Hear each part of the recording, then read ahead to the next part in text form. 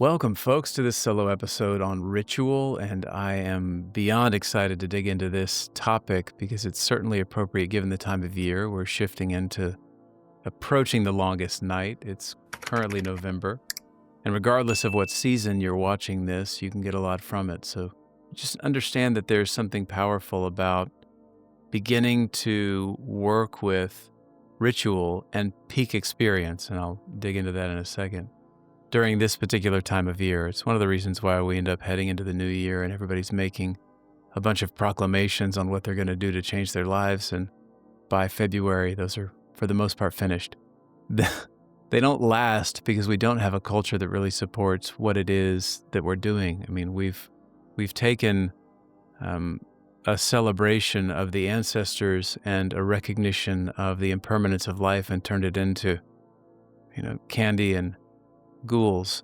So it's no surprise that in our modern culture, certainly in the West, that we struggle to understand what ritual is, how we navigate the complexity of ritual, but most importantly, how we experience those peak experiences. So I'll begin here. We are inundated in a culture of essentially having our capacity to experience peak experience hijacked and co-opted by very powerful forces who have been studying human beings and looking for all the myriad ways that we can exploit, that we can have those capacities exploited. And essentially, there's a real powerful reason why we need to reclaim that as a part of our own daily practices and ways of navigating the world. So today we're going to explore the rhythm between ecstasy and integration and how ritual anchors the sacred in the everyday so that we can have a bit of a rebellion with the algorithm and with those really powerful forces that are trying to co-opt and gain our attention and put our powers in service to commodification and other even more nefarious reasons. So I want to define what we mean by spiritual practice, and certainly I did a solo episode on spiritual practice, so we won't be going deeply into that. I'll offer a story of my own life and then trace how matter and psyche and spirit participate in the unfolding of this mystery. And so, first of all, spirituality is not about belief, certainly not about escape, but about witnessing consciousness consciously. And what does that mean? William James called this the reality of the unseen order. And we have an opportunity to pay attention to the nature of our existence, despite the fact that we have a bias toward matter. Our culture biases us in this direction. So oftentimes when I'm working with folks, what I'm trying to do is help them see the symbolic or the unseeable or unseen aspects of reality. Because this psyche and matter connection is what we'll talk a lot about in that dual structure that permeates. But first I want to begin with a powerful narrative. When I was younger, any of y'all follow the podcast, you'll understand that I was quite a wild one early on in my life. And when I started meditation and spiritual practice, all of my excesses had shifted into the excesses of spirituality. The one that hung on, and I know anybody that's ever been an experienced creature of the night in a world of excess, one habit held above the rest, which was smoking cigarettes. Everything else seemed to melt away from me, but I couldn't quit smoking. Even as austere and as practiced as I was at this time, I couldn't quit smoking. So one day I went into meditation, and I had my brother, who had been deeply interested in spirituality, he had these mala beads hanging in his room, and I went in there, grabbed them, had no idea, no instruction. Nobody had ever taught me how to use these. But one of the meditations that I did was I would sit and I would count each of the beads. And in the inhale, I would count a bead, and on the exhale, I would sound. So it sounded like a chant. I would kind of make sounds as I was exhaling. And this was magical and powerful and exotic, and I'd never done anything like this. I didn't have any teaching. I didn't have any way to know or orient myself. Yet, this one experience stood out above the rest, because what would happen would change a large part of my life, or show me that there were deeper realities to this reality. So here I was counting in meditation, and all of a sudden in my mind's eye, I see one tiny lung sac, just one little lung sac filling up with smoke. And I saw the black smoke, and the smoke was swirling around. And it didn't belong there. It shouldn't have been there. And that's it. That's all I experienced. But strangely, right after that, I quit smoking. I never smoked again. Scratch that. I like to smoke a tobacco pipe, but it's a celebratory thing, maybe a year or two, once or twice a year, probably. However, even that is certainly important to note because I can do that without getting caught by the addiction any longer. So this stood out to me as something strange. I didn't create that. I didn't will it, but I experienced it. And then I created a process after that of meditation, of relating to these unseen and unseeable elements of reality that can change the way we live our lives. It's a powerful force that I don't think we have as much access to today because we've lost touch with a contemplative, connected, reverent, mindful, attentive attitude to the unseeable elements of our lived experience. I certainly didn't meditate to quit. I meditated to experience and explore and be curious. I was doing something very exotic, and in one breath, that ritual gave me a life change. The Greeks called it a metanoia, that single vision. It was a true numinous event. So this is a word that's really important, numinous. Rudolf Otto, I first stumbled across the word in The Idea of the Holy by Rudolf Otto. Essentially, it's where psyche and matter converge, and there's some kind of nod or beckoning from the nature of existence that it gives us a path to follow. It entices us and brings us and draws us in. So Jung would say that the unconscious broke through to reorganize life around a deeper center. This is my definition of transformation. It's a process of reorganization of psyche. So regardless, that single vision is what comes up for me. And so to tend to this for a moment, I want to talk about the dual structure of our human experience, because we have these two fundamental orders. We have the visible and the invisible. The visible, of course, is the world of matter, of form, of behavior, of observation and measurement. And then we have the invisible, which is the world of psyche, the imagination and spirit. Neither is higher, and the sacred lives in the meeting point. So if we could just define that, the sacred is that which emerges out of the flat plane of the mundane.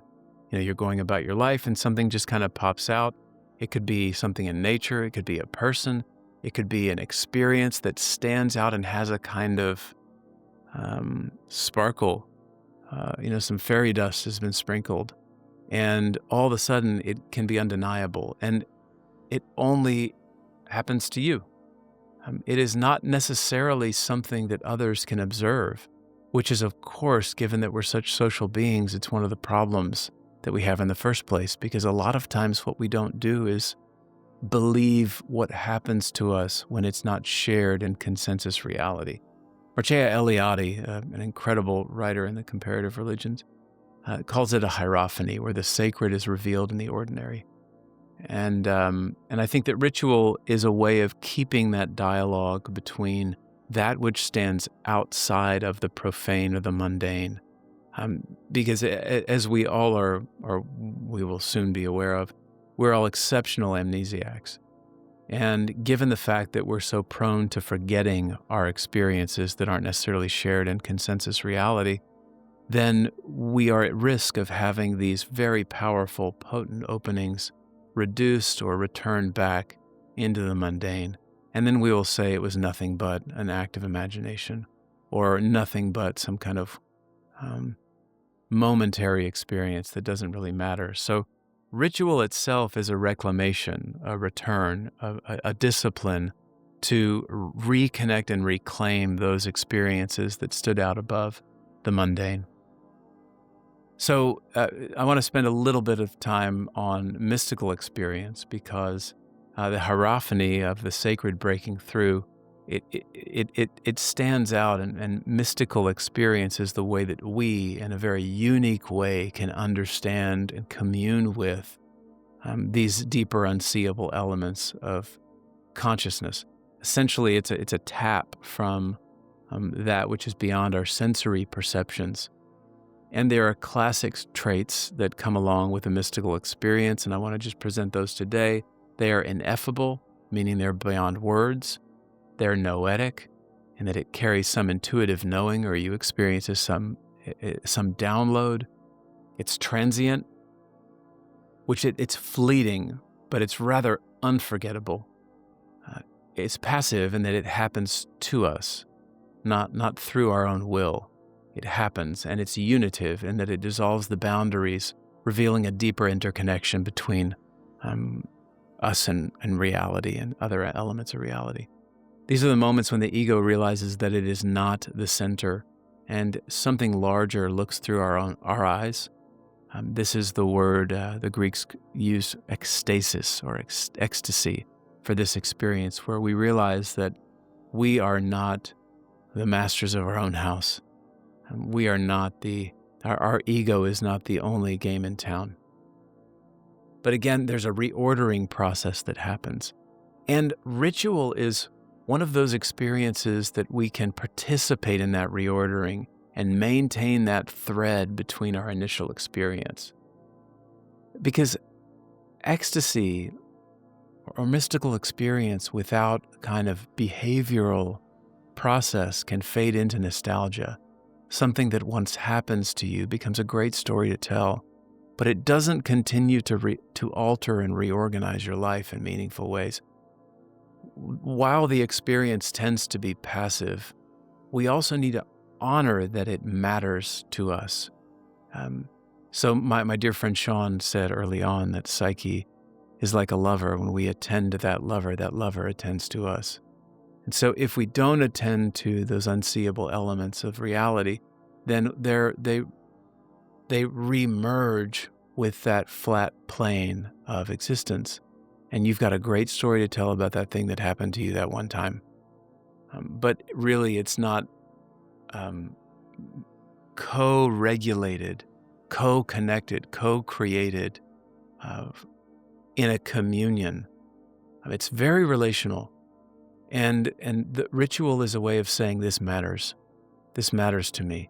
The nature of this dual dynamic and this bridge point between matter and spirit, or matter and psyche, is something that I pay attention to, I'm open to, and I honor. Winnicott, a psychoanalytic theorist, says ritual creates transitional space where imagination and reality mingle. Bion says is ritual as container that digests raw emotion into meaning. And neuroscience, modern neuroscience, would talk about the repetition and rhythm regulate the nervous system, saying you're safe enough to feel and experience mystery. Think of this almost as grief. The way we remember and reconnect with those who have mattered to us is an act of discipline, or we'll forget. How many times have you forgotten meaningful people in your life? You have to actually remember. You might have certain moments of recollection, but this is why we celebrate Day of the Dead in many cultures throughout humanity. This is why we want to reconnect with those who've come before us, because we will just become blind by our own sensory systems, our own anxieties, our own ambitions. So this season is a season where we get to be reminded to reconnect, to rebind ourselves with the stories, the experiences, and the moments that mattered to us most. And we get to step out of the mundane and reclaim those experiences. This period of time, starting with the longest night, as we head into the longest night, many ancient peoples met with firelight and song and story and reconnected with each other.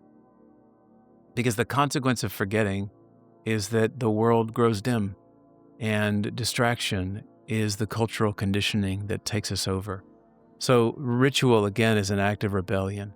It's an act of saying what happens in your individual experience matters to you, and you can reclaim that process. It's not a superstition, it's a kind of remembrance. Even the word religion, when we look at the etymology, to rebind or reconnect, with what? With these magical experiences that stand out? Possibly. Um, it has many other definitions, but I think at least during our time, it's very important to remember that we need to find ways to allow for mystery to matter. So I want to invite everybody to a free webinar that's going to be happening as we head into December. On December 2nd, 6 o'clock p.m. Central, I'll be hosting a free webinar on ritual where we will dig into the nuances and dynamics of questions like, how will I align my inner life with this season of descent? What still burns in me that longs to be connected or reconnected with? How am I invited to go into this darkness and to reconnect with parts of myself that deeper parts of reality and nature are reflecting and revealing to me? And how will I emerge through this darkness? It's an opportunity to come together in community, to change the status quo of bonding together, to honor the unseen, to honor the mysteries. And what we will do is emerge through that experience with a larger understanding of how to create ritual that are beyond our New Year's rituals that seem kind of stale a lot of times. So thank you for being here. Thanks for engaging in this episode. Thanks for continuing to watch The Sacred Speaks. And please come and join us for a really exciting communal experience where we come together and talk about usually the things we don't talk about in public spaces, because our world doesn't exactly say we honor, connect with, and revere mystical experience. Thanks for being here. December 2nd, sign up below. This is a great opportunity to meet other people that are on a similar path. And for now, we'll leave it there.